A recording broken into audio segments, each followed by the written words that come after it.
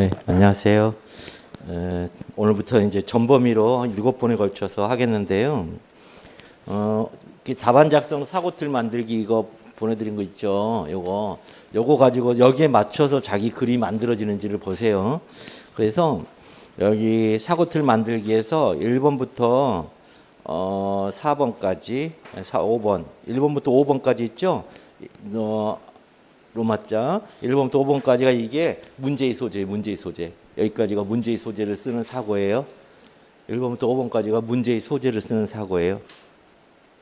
거기서만 잘 쓰시면 그 어떤 과목도 다 이런 식으로 하거든요. 사실은.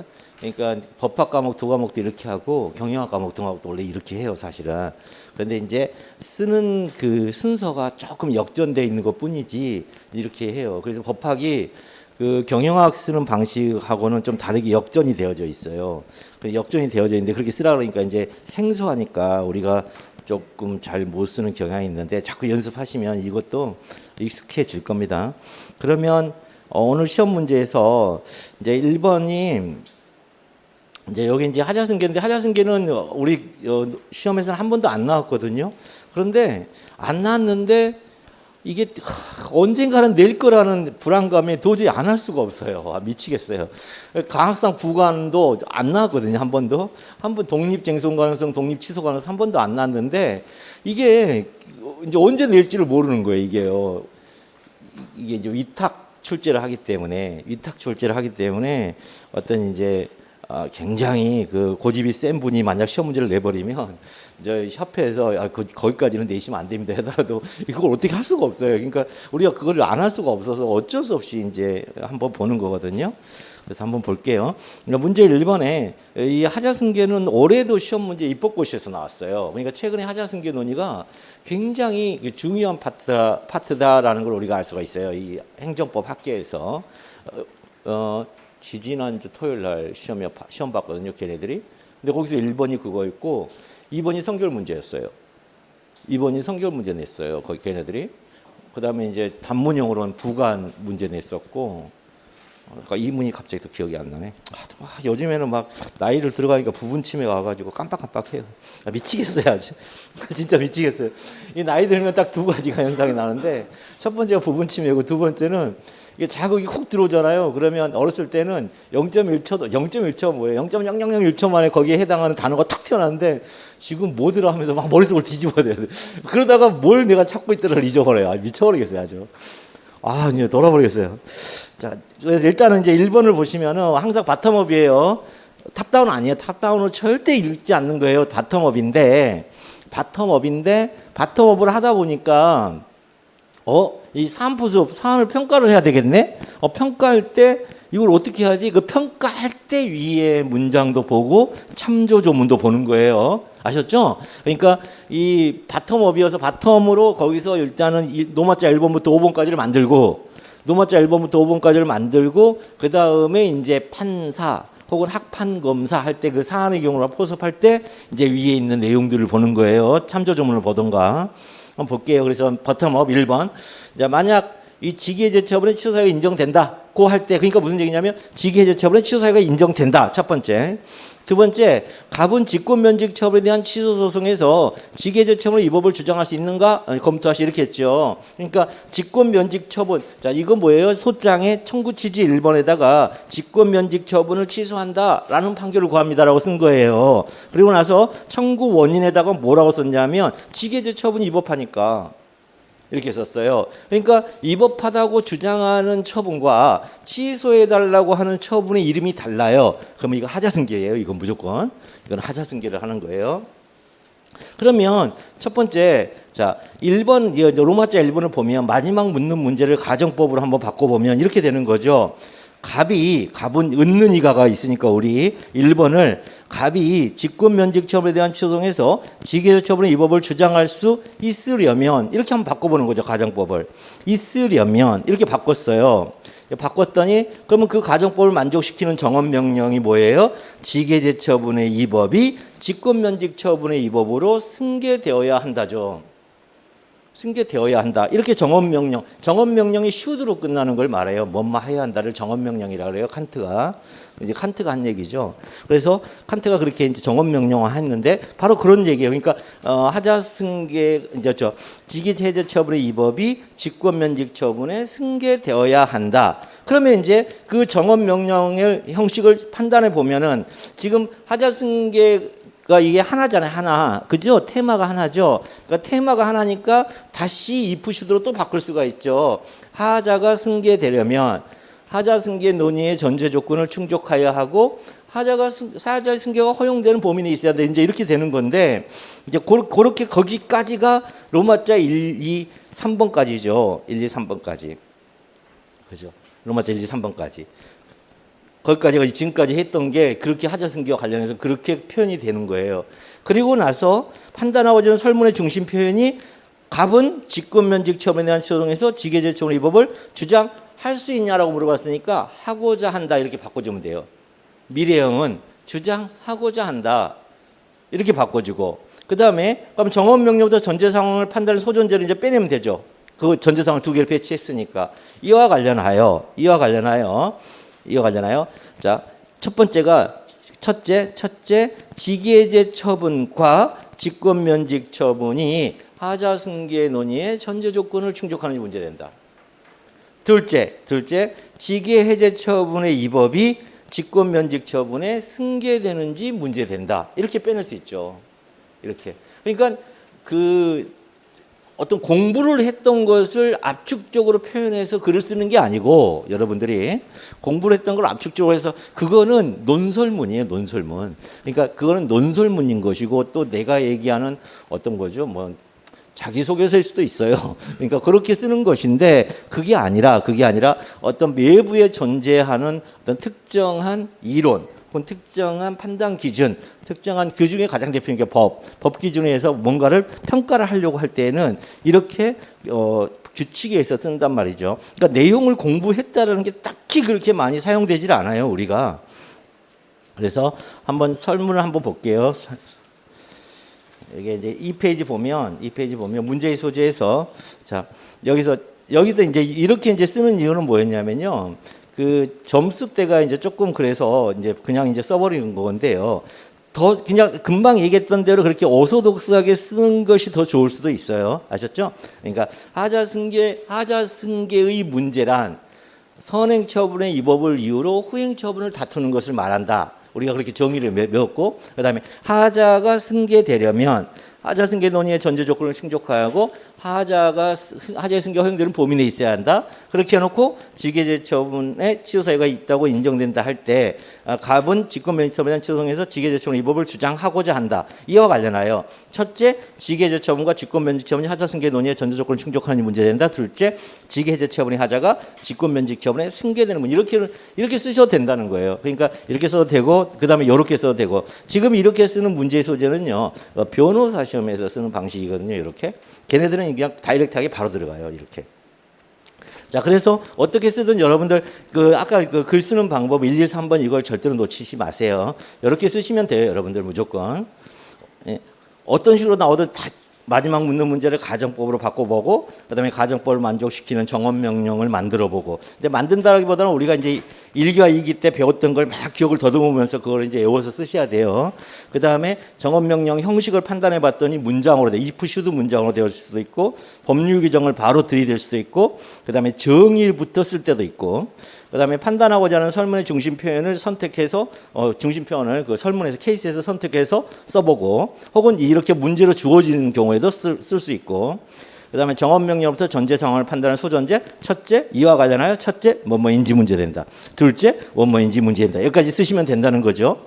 자, 그다음에 그럼 직계제 처분과 직권면직 처분이 하자승계 논의의 전 조건을 충족하는지 문제된다. 근데 이번에도 이제 채점을 했는데 하자승계 논의의 전역을 충족하는지 여부가 문제된다. 이렇게 여부가 문제된다 이렇게 쓰시는 분들이 있는데 여부가 문제된다는 그렇게 쓰면 안 돼요. 여부하고 문제된다는 같은 말이에요. 같은 말을 동시에 같이 쓰고 있어요. 그러니까 문제된다가 다음 목차의 여부로 바뀌어지는 거예요. 그러니까 뭐뭐인지 문제된다 이렇게만 쓰시면 돼요. 충족하는지 문제된다. 그 다음에 승계되는지 문제된다. 승계되는지 여부가 문제된다. 이렇게 쓰는 게 아니고 충족하는지 문제된다. 그래서 충족하는지 문제된다만 여부로 바꿔주는 거죠. 그 다음에 1번에 하자승계 논의의 전제 조건, 2번에 사안의 경우.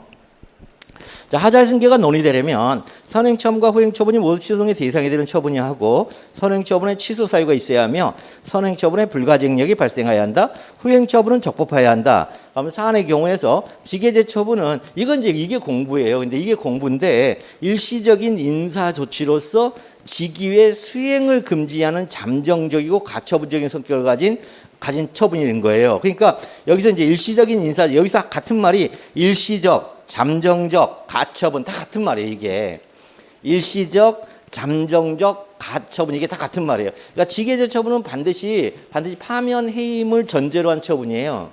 그러니까 이 친구가 징계가 파면에 해당하는 혹은 해임에 해당하는 정도의 징계 사유에 해당하면 반드시 직계제를 먼저 때려요. 왜냐하면 그 직계제를 안 때리면 파면 해임 되기 전까지 이제 무슨 짓을 할지 모르거든요. 네. 그래서 성경에서도 그러잖아요. 너 나가라 했더니 다 불러. 동네 사람 다 불러. 너 얼마나 빚? 너 그중에 너 얼마나 다 탕감해 주잖아요. 그래서 청지기 그 비유인데 그 탕감해 주거든요. 거기서는 이제 그때는 걔네들이 있잖아요. 120%를 이제 받았어요. 항상. 그러면 20% 그것들 다 탕감해 줘요. 그 종이. 그러니까 네가 의로운 종이다 그렇게 얘기하잖아요, 주인이. 잘 모르면 이제 모르는 건데 어쨌든 그런 거예요. 그러니까 그런 일을 못 하도록 직계제 처분을 먼저 때려요. 그러니까 직계제 처분은 그러니까 파면이나 파면 해임. 그러니까 거기서 이제 그러니까 공무원 집단에 공무원의 풀에서 밖으로 추방하기 전에 잠정적이고 미리 해주는 거예요. 그거 항상 먼저 선행적으로 필수적으로 하는 거예요. 필수적으로. 그러니까 직계제 처분은 일시적 인사조치이고 인사조치예요. 인사조치. 직계제 처분은 저기 아니에요. 징계가 아니에요. 직위 해제는 징계가 아니고 일시적인 인사조치인데 직위의 수행을 금지해요. 굳이 비유를 하자면 책상이 여기 있다가 이제 여기 복도에 나간 거예요. 복도에 나가 있는 거예요. 그렇다고 해서 그 사람이 공무원으로서의 직위를 상실한 건 아니고요.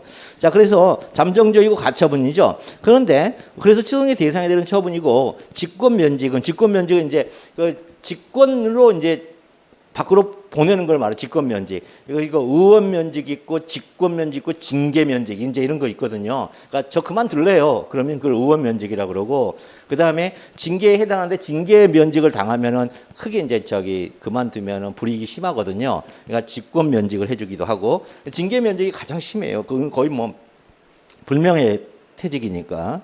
그래서 여기서 직권면직은 공무원 관계를 소멸시켜요. 그러니까 공무원 관계를 소멸시키는 때에는 금방 얘기한 것처럼 징계면직, 직권면직, 의원면직 이런 것들이 있어요. 근데 공무원 관계를 소멸시켜요. 그래서 소멸시키니까 뭐예요? 이거는요. 잠정적이지 않죠. 확정적이고 가처분이 아니고 종국적이죠. 그러니까 여기 위에는 잠정적 가처분, 여기는 종국적이고 확정적인 거죠. 그런 점에서 처분의 대상이 되는 처분이다. 그 다음에 선행처분인 직계제 처분에 주어진 설문 안에서 위법사유가 있다고 할 때 이렇게 했잖아요. 그러니까 위법사유도 있고 또 괄호 안에 또 뭐가 있어요? 불가증력이 발생했다 하고 있죠. 직계제 처분의 취소 사유가 인정된다 할 때 1번에 직계제 처분 취소 사유가 인정된다. 이게 뭐 취소 사유는 위법사유죠. 위법사유. 그다음에 직계제 처분의 불가증력이 발생하고 있죠. 그 가로 열고 가로 닫고 되어져 있잖아요. 그래서 이것들을 다 써주는 거예요. 그거. 출제자도 알고 나도 아는데 굳이 내가 쓸 필요가 있어? 그렇게 쓰면 안 돼요. 법학 답안은.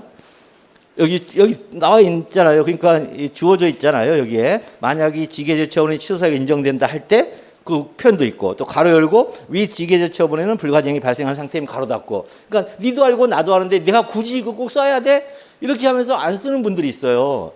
법학 전공이 아닌데 이걸 안 쓰고 이제 그냥 다 알 테니까 이렇게 하는데 그게 아니고 사안의 경우에서 다 써주셔야 돼요. 그거. 다시 써주시는 거예요. 하나씩.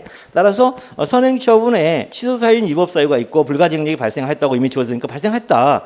후행처분에 대한 소재가 부적법하던 특별한 사정이 보이지 않는다.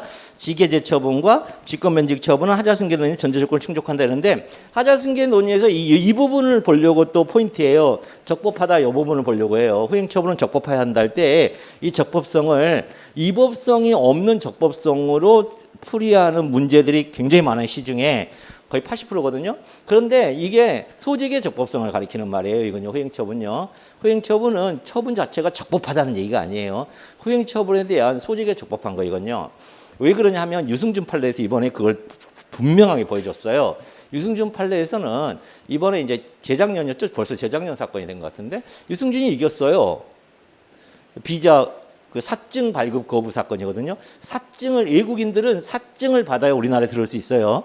사증을 받아야 입국 사증이라 그래가지고 근데 그 사증 발급 거부를 했어요. 이제 거부를 했는데 뭐였냐면 첫 번째가 그냥 이 거부 사유가 뭐였냐면 1차 거부, 1차 거부와 별다르게 달라진 게 없으니까 이렇게 나왔어요. 1차 거부와 달라진 게 없어서 이렇게 나와버렸어요. 그 거부 사유가. 그랬더니 이제 변호사가 그 거부 사유를 가지고 두 가지를 주장해요.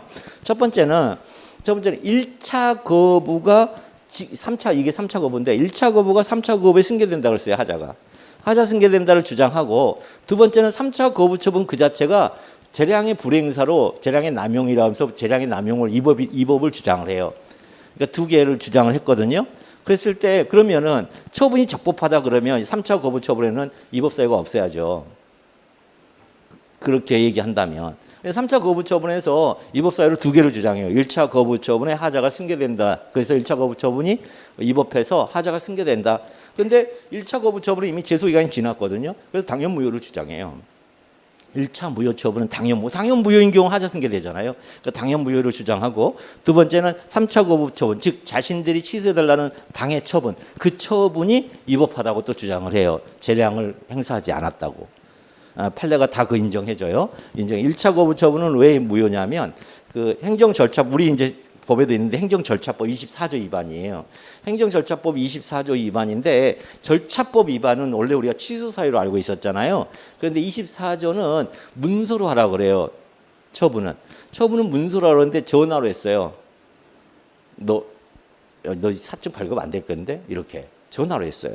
전화로 해가지고 그 전화로 한 게 이게 부존재냐 아니면 존재냐가 문제가 됐어요. 근데 부존재이면은 부존재 확인 소송을 제기하면 되거든요. 그러면은 하자 승계 이거 논할 필요가 없거든요. 그런데 그걸 거부 처분을 하고 1차 때 이미 했기 때문에 이제 또 그 거부 처분의 절차상 하자로 당연 무효임을 주장을 했어요. 근데 그 당연 무효임을 주장을 했는데 그게 당연 무효를 받아줬어요. 판례가 중대한 절차상 하자라고 표현을 중대한 절차상 하자라는 표현을 통해서 받아줬거든요. 그래서 그 당연 무효이기 때문에 승계가 됐어요. 그래서 그거 승계도 됐고 그 다음에 3차 거부 처분 자체는 재량을 불행사했다. 재량을 불행사했어요. 왜냐하면 1차 거부 처분과 사유가 달라진 바가 없음으로 했어요. 근데 지금 10년이나 지났기 때문에 요즘에는 그 국방의식도 달라지고 그다음에 외국인들이 많이 귀화도 하는 상태에서 군대 안 가는 외국인도 많아졌다. 근데 굳이 그거 해서 다시 한번 그랬더니 그거 부분에 대해서 공사 비경량 안 했다. 이제 이렇게 얘기 나오거든요. 그래가지고 이겼는데 다시 발급 거부를 했어요. 예. 우리 대한민국 학생들하고 이제 청년들에게 너무 국방의식에 대해서 부정적 영향을 준다. 다시 거부했어요. 못 들어와요 아직도. 우리 알고 있잖아요. 30조 2항 기속력. 30조 2항의 기속력에서 판결이 취지에 따른 제청은 다시 했어요. 예, 재량을 행사해서 다시 했어요. 그러니까 유튜브 찍었잖아요. 울면서 왜 나만 갖고 그러냐고. 자 어쨌든 그래서 이거 그러니까 여기서 후행처분에 대한 소재가 부적법하다는 특별한 사정이 보인다. 이게 바로 후행처분은 적법해야 한다 이런 뜻이에요. 이 후행처분은 적법해야 한다 이 말을 마치 처분 자체가 이법성이 전혀 없는 적법으로 우리가 오해하기 십상이게끔 다 써져 있어서 그래요. 그다음에 이제 세 번째 로마자 4번 둘째 직위제 처분 하자가 직권명령처럼 승계되는지 문제된다. 세 번째 그러면 로마자 3번 직위 처분의 하자가 직권명령처럼 승계되는지 여부. 이때는 학판검사죠. 학판검사. 그래서 하자승계론과 구속력 이론이 있죠. 자 우리 1기와 2기 때 이미 다 했습니다. 하자승계론과 구속력 이론이 있는데 선행과 후행과 결합하여 하나의 법률과 자 여기서 항상 완성이라 그래요. 결합 완성이에요. 결합으로 쓸 때는 완성이라 그러고 그다음에 독립일 때는 발생이에요. 독립일 때는 별개의 효과 발생이에요. 그러니까 결합하여 하나의 효과 결합하여 하나 완성. 그다음에 독립 별개 발생 이렇게 쓰셔야 돼요 여기요. 여기도 이제 애매하게 쓰신 분들 있더라고요. 이제 여기서만 그런 게 아니라 변호사 시험이든 오후 공채든 다 어차피 똑같은 행정법이니까 이런 것들. 그래서 보통 보면은 이런 표현들에서 굉장히 좀 완성도가 떨어지는 표현들이 많아요. 그래서 결합 하나 완성, 독립 별개 발생. 자, 이런 경우에 그래서 결합해서 하나의 법률과를 완성하는 경우에는 선행의 하자가 후행이 승계되는데 독립할 별개효과를 완성시키는 경우에는 당연 무효가 아닌 한 승계되지 않죠. 당연 무효가 그러면 당연 무효인 경우에는 승계돼요, 그냥. 당연 무효인 경우에는 승계돼요. 근데 여기서 이제 승계되는 이유가 뭐냐면 예측 가능하기 때문에 승계가 되는 거예요. 예측 가능성이 뭔지 가르쳐 드렸죠. 선행 처분이 나오면 후행 처분이 나오는 관계에 있을 때 그럴 때는 승계가 돼요. 그러니까 이게 당연 무효면 당연히 승계돼 버려요. 예측 불가능한 처분을 내리는 적이 없어요, 지금까지. 대한민국이 건국된 이래로 처분이 이렇게 날라리 있을 때 예측 불가능한 처분 관계에 있었던 걸 해본 적이 없어요, 공무원들이. 그건 그렇게 하면 그건 또라이죠, 완전히. 말도 안 되는 그 처분이죠. 그러니까 예측이 가능한데 문제는 수행 가능하냐가 이제 문제가 되는 거죠. 수행 가능하냐가 문제가 되는 거죠. 그래서 여기서도 자, 그다음에 제소 기간이 도가하여 불가증력이 발생된 행정행위 하자 승계 가능성 원칙적으로 부인된다. 왜냐하면 이 제소 기간이 도가하여 불가증력이 발생된 행정행위. 자, 불가증력이 발생됐잖아요. 그럼 불가증력은 다툴 수 없다는 뜻이잖아요. 다툴 수 없다. 그러니까 다툴 수 없다를 불가증력을 어디서 소송의 어느 단계에서 불가증력이 영향을 미쳐요? 불가증력은 소송의 어느 단계에서 영향을 미쳐요? 제기 단계에 영향을 미치죠. 그래서 부족법 소각화가 발생하죠. 불가증력은. 이거는 본안 단계가 아니죠. 본안 단계가 아니고 소제기 단계에서 걸리는 거예요. 따라서 이 불가증력은 취소 소송에서 부족법 소각화가 나온다는 거죠. 근데 처분의 이 법을 국가배상 청구 소송에서는 다툴 수 있어요. 본안에서. 아시겠죠? 그러니까 불가증력은 취소 소송의 소송 요건 단계에서 이 소를 접수하는 소 제기 단계에서 문제가 되는 것이지 이게 본안으로 다른 소송의 본안으로 넘어갈 때 되는 게 아니란 말이죠. 그러니까 지금 여기서는 무슨 얘기냐면 여기서는 취소 소송을 지금 하고 있다.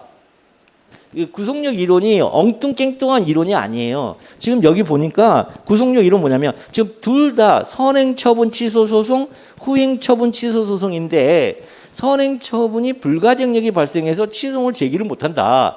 그러면 그 위법성을 검토를 못하죠. 못 들어가니까. 못 들어가서 못하는데 후행처분 취소해서 그걸 검토한다고? 이거 안 되지. 이렇게 된 거예요, 얘네들이. 근데 후행처분 취소소송이 아니고 후소가 같은 동일한 처분의 위법성을 다툴 때는 어떡하지? 그건 가능하지. 국가배상 청구 소송에서 그렇게 좀 나뉘어서 이 사람들이 얘기를 하거든요. 이제는 이런 말들을 알아들 수 있어요. 일기 때 이런 얘기하면 막 무슨 생뚱맞은 소리가 이렇게 나왔는데요. 자, 그래서 여기서도 원칙적으로 부인되는데 이렇게 선행의 위법을 주장할 수 없는 것이 당사자에게 수인한들 없는 가혹함을 가져오거나 그 결과가 당사자에게 예측 가능한 것이 아닌 경우에는 국민의 권리구제 차원에서 예외적으로 후행위를 다투면서 선행의 위법을 주장할 수 있다는 구속력이다. 여기서 예외적으로 후행위를 다투면서 선행의 위법을 주장할 수 있으려면 이제 이 사람들이 뭐라 그러냐? 구속력 이론이잖아요. 구속력이 차단된다 해서 구속력이 차단된다고 그래요. 이거를. 구속력이 미쳐버리면은 주장을 못하는데 구속력이 차단됨으로써 후행위를 다투면서 선행 위법을 주장할 수 있다. 이렇게 이제 얘기를 하거든요. 그러니까 이렇게만 쓰시면 돼요. 이제 지금 제가 말씀드린 건 여러분들의 어떤 교재를 보면 그런 표현들이 나와요. 그럼 그런 표현들이 이런 얘기구나라고 이제 이해를 하시면 되겠어요. 근데 학설은 이제 둘 다 선행과 후행과 결합한 하나의 법률과를 완성하는 경우에 해당하는 견해 차이예요. 견해 차이. 하자 승계로는 하자가 승계된다 그러고 구속력 이론은 이 주장할 수 없다고 그래요. 선행의 위법을 후행해서 주장할 수 없다고 그래요. 하나의 효과를 완성할 때는 오히려 완성할 때. 다만 예측 가능하지 않고 수행 가능하지 않을 때 그때만 예외적 추가적 요건이라서 예외적으로 주장할 때 이렇게 얘기를 하는 것뿐입니다. 자, 판례. 선후행과 결합하여 하나의 효과를 법률과 완성. 여기도 마찬가지로 결합 하나 완성. 선행위가 후행이 승계되는 반면 서로 독립 별개 발생. 그때는 선행위가 당연 무효가 아닌 한 선행위 하자 후행이 승계되지 않느냐 않으나 그 경우에도 선행에 따른 후행위가 예측 불가능하거나 수임 불가능한 경우에는 예외적으로 후행행위를 다투면서 선행위 위법을 주장할 수 있다. 이 뒷부분 여기 판례도 예외적으로 하면서 후행위를 다투 선행위 위법을 주장. 이게 이제 구속력 이론에서 얘기하고 있는 표현이거든요. 요 표현 자체가. 그러니까 이 표현을 보고서 이제 평석이 옛날에 하자승계론과 구속력 이론을 짬뽕했다. 이렇게 이제 평석이 나는데 그 평석이 잘못됐단 말이에요. 이 최근에 와서는. 최근에 와서 그 평석이 잘못됐다 그래요. 왜냐하면 그 금방 돼 있지만 하자승계론과 구속력 이론은 결합하여 하나의 법률가를 완성하는 경우에 대한 시각 차이란 말이에요. 그 시각 차이. 그 시각 차이인데 우리 판례는 뭐예요? 별개 효과를 발생시키는 데다 그걸 갖다 붙였단 말이에요. 그러니까 구속력 이론이 의도하는 그런 취지가 아닌 취지로 갖다 붙였단 말이에요. 표현을.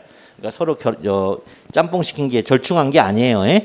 그다음에 검토. 자, 구속력 이론은 행정행위와 판결이 구조적 차이가 있음에도 불구하고 행정행위 기판력과 유사한으로 인정하는 데 문제가 있다. 그죠? 그러니까 무슨 얘기냐면 후소 법원이 어떤 처분을 다투지 못해요. 처분을 다투지 못한다. 다투지 못함. 이럴 때는 이제 두 경우잖아요. 첫 번째가 뭐예요? 허용하지 않죠. 후소 자체를 허용하지 않죠. 두 번째는요. 전소에서 이미 했을 때 후소 허용하지 않고, 두 번째는 다른 판단을 못하게 하죠. 근데 이게 다 뭐예요? 전소 판결이 확정됐을 때. 전소 판결 확정. 그죠? 확정됐을 때. 전소 판결이 확정됐을 때 미치는 효과잖아요. 이게 후소에. 그죠? 그럼 전소 판결이 확정돼 미치는 효과, 이걸 뭐라고 그래요? 기판력이라죠. 기판력. 그래서 허용하지 않는 게 뭐예요? 동일관계. 그 다음에 다른 판단 못하는 게 모순관계, 성결문제. 이렇게 된다고 그랬잖아요. 요거. 그런데 지금 하자승계론에서는 뭐 하고 있어요? 전소 판결 확정이 아니고 처분이 확정됐어요. 뭘로? 불가증력으로. 판결로 확정된 게 아니고 불가증력으로 확정됐어요. 자, 이걸 뭐라 하냐? 형식적 확정력이라 그래요. 판결로 확정된 걸 실질적 확정력이라 그러고. 이 형식적 확정력이에요. 그럼 형식적 확정력에서 이리 오느냐? 이거 안 오는데 오면 안 되는 거죠. 이 기판력일 때 오는 것이지 불가증력이 오는 건 아니죠. 이렇게. 그러니까 지금 뭐예요? 이 기판력처럼 불가증력이 발생한 처분을 동일하게 다루고 있다. 지금 이게. 그러니까 이게 문제예요. 이게 엄청난 문제죠. 이건 엄청난 문제죠. 자, 그래서 구속력 이론은 행정행위와 판결이 구조적인 차이가 있음에도 불구하고, 자, 구조적인 차이가 있음에도 이거 외우기 난 너무 귀찮아. 그럼 이거 지워버리고요. 그냥 구속력 이론은 행정행위에 기판력과 유사한 효력을 인정한다는 문제, 이렇게 쓰세요. 그냥 앞부분이 이해가 안 되면 그냥 뒷부분 이거 지워도 돼요. 이거 지우고 쓰셔도 돼요. 그럼 구속력 이론은 행정행위에 기판력과 유사한 효력을 인정한다는 점에서 문제가 있고, 그 다음에 하자승계론은 자, 법률효과의 동일성이라는 형식적 기준에만 의존하죠. 아까 결합, 하나, 완성 이거에만 의존하고, 결합해서 하나를 완성하지 못하는 경우는 전부 다 안 돼. 당연무효가 아닌 한 이렇게 해버렸잖아요. 그러니까 그래서 그 형식적 기준에만 의존하여 구체적인 경우 불합리한 결과가 나타날 수 있다는 문제가 있다. 그래서 국민의 권리구제 차원, 요게 키워드예요. 국민의 권리구제 차원에서 원칙적으로 하자승계론을 기준으로 하여 하자승계 여부를 결정하되 예외적인 경우 후행행위를 다투면서, 예외적인 경우 구속력 이론은 넣으면 안 돼요. 그냥 후행행위를 다투면서 선행의 위법을 주장할 수 있다는 판례가 타당하다. 이런 식으로. 그 다음에 이제 사안의 경우를 항상 하실 때에는 여러분들이 그러니까 판례를 정확하게 쓰셔야 되거든요. 판례를 정확하게 쓰다 보면 정확하게 쓰잖아요. 정확하게 쓰면 이 판례를 우리가 이제 분석을 해보다 보면 이렇게 선택의 갈림길이 있어요. 선택의 갈림길이 있고, 그래서 여기 갈림길이 있고, 그 다음에 일이 만약 간다면 이렇게 가고, 일이 간다면 이렇게 갈 거야. 이렇게 이제 갈림길이 다 있어요. 판례를 보면. 그래서 그 사안포섭을 하실 때에는 선택의 갈림길에서 이건 이 중에 여기다라고 명백하게 평가를 해주고, 그 다음에 만약 이거다 그러면 이 순서에 따라서 뒤로 넘어가면 돼요. 그럼 여기서도 마찬가지예요. 사안의 경우 직위제 처분은 직위의 수행을 금지하는 잠정적이고 가처분적인 성격을 가진 점에서 공문관계를 소멸시키는 직권면책 처분과 뭐예요? 서로 독립하여 별개 효과를 발생시키는 경우에 해당한다. 이렇게. 그러니까 결합 하나 완성시키는 경우에 해당하냐. 지금 경우의 수를 둘로 나눴다는 판례가. 결합 그러니까 하나의 법률효과를 목적으로 결합하여 하나의 법률효과를 완성하는 거냐, 아니면 별개 효과로 발생시키는 거냐. 지금 독립하여 독립하여 별개를 발생시키는 했을 때 그 둘 중에 어느 하나에 해당하느냐에 따라서 그 뒷부분이 달라지죠. 그 뒷부분이 결합하여 완성하면 뭐예요? 그냥 당연승계. 당연승계된다. 이렇게 써버리면 되고 만약에 이제 별개다. 그러면 이제 예측 가능성, 수인 가능성 다시 고민을 해야죠. 그래서 여기서 보니까 서로 독립, 별개, 발생 해당한다. 그런데 동일 사유에 의한 분명히 동일 사유거든. 직위해제 처분 이후에 직권면직 처분 발령은 예측 불가능한 경우가 아니에요. 그죠? 직위해제 처분 이후에 직권면직 처분의 발령은 뭐냐면 반드시 직권면직을 하려면 직위해제가 먼저 선행적으로 나와야 된다니까요. 선행적으로. 그래서 이것이 예측 불가능한 경우가 아니죠. 그러니까 선후행 관계에 반드시 서 있어요. 예측 불가능한 경우는 아닙니다. 자, 선후행 관계에 서 있다 그래서 하자가 승계되는 거 아니에요. 선후행 관계가 서 있다 해서 하자가 승계되는 게 아니에요. 선후행 관계에 서 있을 때 뭘 검토하라고요? 목적을 검토하라고요. 두 개. 선후행이 관계에 서 있다 그래서 대부분의 모든 처분이 선후행 관계에 서 있다니까요. 대부분이 아니고 100%. 선후행 관계에 서 있지 않은 처분은 후행 처분은 발령 안 해요. 공무원들이. 왜냐하면 그거는 100% 징계사예요. 이건. 그러니까 안 한다니까요. 그런 거. 근거가 없는 처분이 된단 말이에요. 그건. 그러니까 반드시 선후행 관계에 있을 때 이제 되는 건데 문제는 선후행 관계에 있다 그래서 당연승계가 되는 게 아니라니까. 하자승계가. 왜? 동일한 법적 효과를 목적으로 하느냐 안 하느냐를 다시 해석을 해줘야 된다고요. 선행처분의 목적, 후행처분의 목적. 아시겠죠? 그래서 선후행 관계에 있을 때 하자승계가 그냥 원칙적으로 다 하는 건 우리가 뭐예요? 개통실비, 도감매청. 그 두 개밖에 없어요. 개통실비, 도감매청. 계고처분은 어떤 목적으로 해요? 행정대집행을 목적으로 하죠. 통지, 영장에 의한 통지 뭘 목적으로 해요? 행정대집행을 목적으로 하죠. 그 다음에 대집행 실행, 대집행을 완료하기 위한 목적으로 하죠. 비용징수, 마지막에 대집행을 완성적으로 완전히 끝내기 위해서 하는 목적으로 하는 거죠. 그러니까 개통실비가 다 행정대집행이라는 하나의 목적을 향하여 지금 나아가고 있는 그 길 위에 서 있는 거잖아요. 이게 한마디로. 이렇게 단어가 생각이 안 나는 거야. 그다음에 도감매청은 뭐냐면 체납처분이에요. 야, 돈을 안 내, 이놈들이. 그러니까 어떻게 해요? 독촉을 해요. 언제까지 돈을 내라.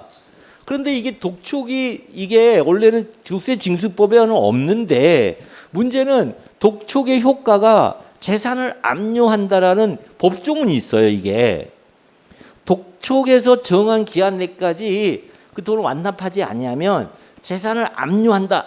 그냥 법에서 네 재산을 압류라는 효과가 이게 뭐예요? 기타 불금성 효과가 직접 발생하는 거란 말이에요. 이게. 그래서 압류로 가면은 이제 청산매각으로 가는데 국세징수법으로 바로 넘어가는 거예요. 그게. 그럼 그게 전부 다 뭐예요? 체납한 세금을 완납하기 위한 수단들이잖아요. 이게.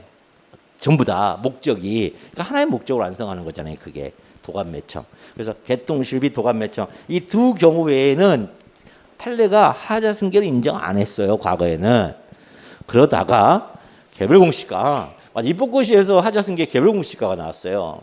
이 개별공시가 여기에 나왔어요. 개별공시. 근데 개별공시가 사건에서는 별개의 법률가를 목적으로 해요. 이게 발생시켜요. 서로 독립하여 별개의 법률가를 발생시켜요. 개별공시가는 뭐냐면 딴 거 없어요. 표준지가 있고요. 그 다음에 각각의 구체적인 지가들은 표준지에다가 곱하기 각각의 지가의 그 품질, 퀄리티를 보고서 곱하기 1.1, 곱하기 0.8 이래가지고 이제 개별적인 그 지가들을 정해주거든요. 근데 그거는 뭐예요? 토지 행정의 일환으로 그 지가를 정해서 널리 알리는 목적이에요. 개별공시가가. 그래서 과거에는 그게 개별공시가가 개별시가 공시에 관한 법인데 그게 과거에는 저게 아니었어요. 처분이 아니었어요. 그러다가 처분으로 바뀐 게 뭐 때문에 바뀌었다고 그랬죠? 실권 밀관 때문에 바뀐다고 그랬죠? 토지 행정의 기초를 이루고 그다음에 토지 소유자들의 권리 행사에 제한을 가하는 점이 있다는 점에서 뭐예요? 실체적 권리 관계에 밀접한 관련이 있으므로 국민의 권리의무에 직접 관련 있는 관계가 있는 행위여서 취소의 대상이 되는 처분이다. 이렇게 넘어갔다고 그랬잖아요. 그 개별공시가 그 사건. 근데 처분이면 맞아. 그러면 그 처분이면은 거기에 대해서 제소기간 내에 소를 제기할 수 있냐는 거예요. 개별공시가 나오자마자. 개별공시지가가 나오자마자 취소송을 제기할 수 있을까요? 취소송의 대상이 되는 처분은 맞는데 취소송의 대상이 되는 처분은 수익적이든 침익적이든 다 취소송의 대상이 돼요. 처분이기만 하면. 그런데 그 원고한테 이게 침익적이냐가 중요해요.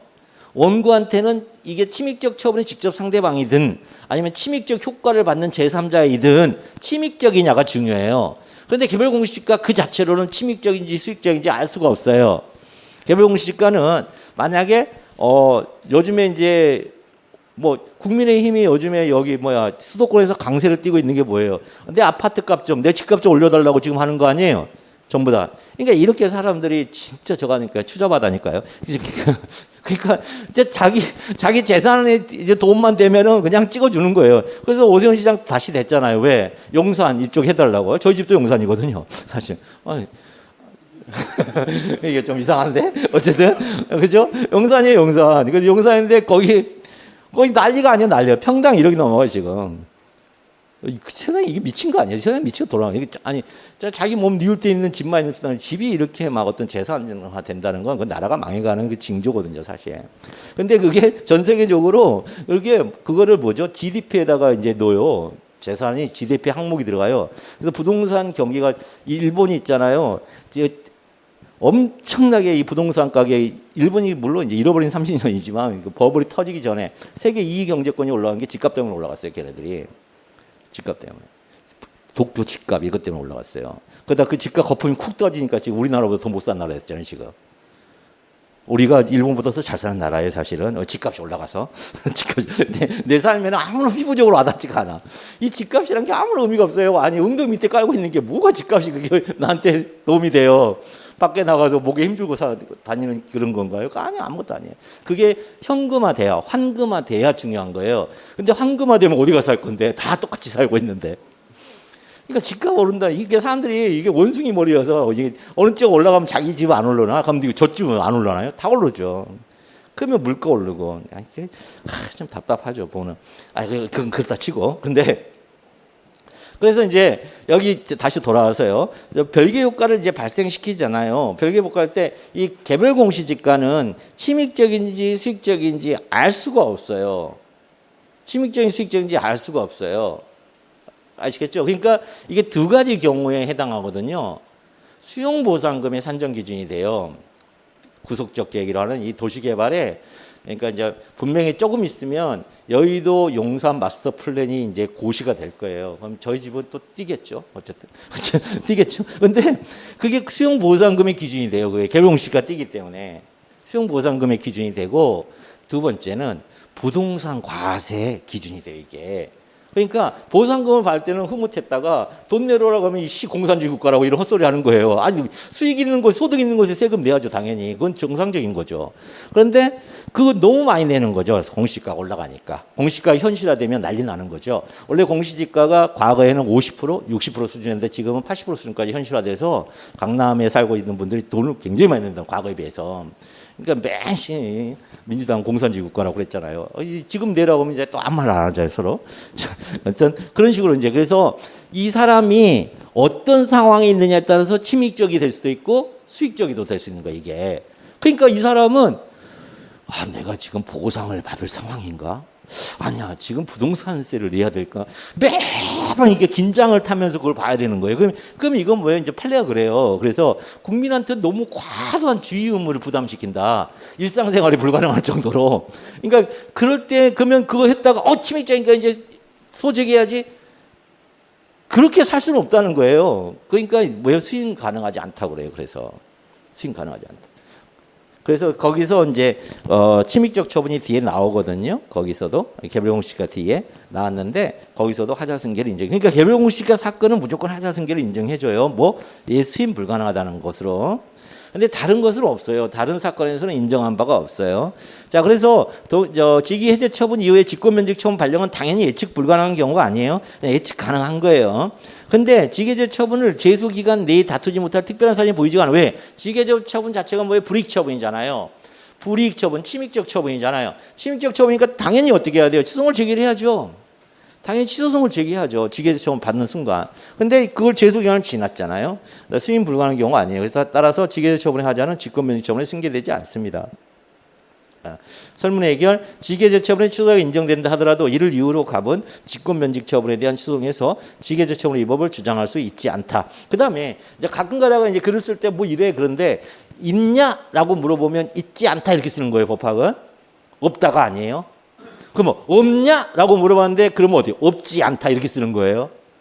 이게 이제 논리학의 부정어 노트를 쓰기 때문에 논리학의 부정어인 이 노트를 쓰는 건데 이 노트는 그거를 역으로 그 표현 자체에다가 낫을 붙이는 것이지 그 표현에 대칭어를 쓰는 게 아니에요. 있다의 대칭어인 없다. 그다음에 이제 없다의 대칭 있다 이런 거 쓰는 게 아니에요. 있다라는 것은 원래 철학적으로 우리 눈에 가시적으로 보이는 걸 있다 그러고 없다라는 것은 존재의 무가 아니에요. 존재는 있는데 우리 눈에 보이지 않는 걸 말하는 걸 무라 그래요. 없다라 그래요. 없다 그래요. 그래서 그게 이제 그 한자로는 없음을 안 쓰고 이제 거물의 한자를 쓰거든요. 보통은 검기 때문에 우리가 가시적으로 안 보이는 거거든요. 그러니까 그게 이제 진리의 세계에 있는 거예요. 진리는 비가시적이라서 이제 그런 식으로 이제 되어져 있어요. 이게 우리나라는 왜 한자를 왜 안 쓰죠? 엊그저께 한자 썼다고 중국 아줌마가 남의 부적 뜯고 막 난리를 쳤다는데 원룸에서 왜 한자를 쓰냐고 너희들이 그지 같은 여자 아니에요? 한자는 우리 한국어는 한자와 한글로 이루어져 있어요. 한국어가 한자와 한글로 있어요. 근데 한글 전용을 하다 보니까 우리가 50%를 버리고 지금 한국어 생활을 하고 있는 거예요, 지금요. 50%를 버리고 하니까 어떻게 애들이 한자를 모르니까 한자로 자기 감정을 표현을 다 못하지 모르니까 50%. 그러니까 거기다 뭘 넣어요? 영어를 넣잖아요, 지금 애들이. 거기다 영어를 넣잖아요. 지금 그래서 우리나라 한국어가 영어와 한글로 이루어져 있어요, 지금요. 길거리 간판 보세요. 다 영어. 이게 문제가 심각해요, 제가 보기에. 그럼 이런 세대가 가잖아요. 그러면 고려사, 고려사라든가 그 다음에 조선사 이런 거 있잖아요. 왕조실록 이거 전문가들 다 없어져요. 다 없어져요. 큰일 났어요. 지금 큰일 났어요. 지금 뭔가 지금 교육도 지금 비틀어질 대로 비틀어지고 문제가 심각해요. 자, 설문 이거예요. 설문 좀 이해되세요? 자, 그래서 여러분들이 이제 보시면 아시겠지만 교과서로 공부하는 것보다 이 답안으로 쓸 때 교과서에서 혹시라도 이제 저하고 이제 계속 올 때는 이거 왜 공부해 본 적이 없겠지만 이제 교과서 공부했을 때 많은 부분들이 이렇게 삭제가 돼요. 쓰지 못하는 게 너무 많아요, 답안에. 이게 실제 케이스 풀이에서는 쓰지 못하는 말들이 너무 많아요. 쓰지 못하는 지식도 많아요. 그래서 교수님들이 단문형 좀 내게 해줘라 자꾸 그러고 하는데 단문형 내면 이제 반 죽는 거예요. 이제 그건 그냥 거기서는요. 단문형은 뭐냐면 이 판례가 액세서리예요. 단문형은 학설 이론이 메인이고 판례가 액세서리예요. 나 이론이 이렇게 정리했는데 판례도 이렇게 하는 거 봤지? 이렇게. 그런데 케이스는 판례가 메인스트림이고 이론이 액세서리예요. 그러니까 현재의 해결 능력, 그러니까 문제 해결의 방식으로 쓰는 건데 가장 권위 있는 방식이 전문가 판례거든요. 그래서 전문가 판례를 하는 거예요. 그러니까 여러분들 1차 시험에서 노동법에서도 가로 열고 이견 있으면 판례하면 가로 닫고 그러잖아요. 뭐 왜 그렇게 했어요? 그게 답이니까. 현재의 그게 답이니까. 근데 왜 케이스 와서는 왜 자꾸 이론을 쓰냔 말이죠. 저는 그게 답답하다는 거죠. 그게 답이 있는데 판례란 답이 있는데요. 그다음에 이제 설문 2부터는 좀 쉬었다가 이제 하겠습니다.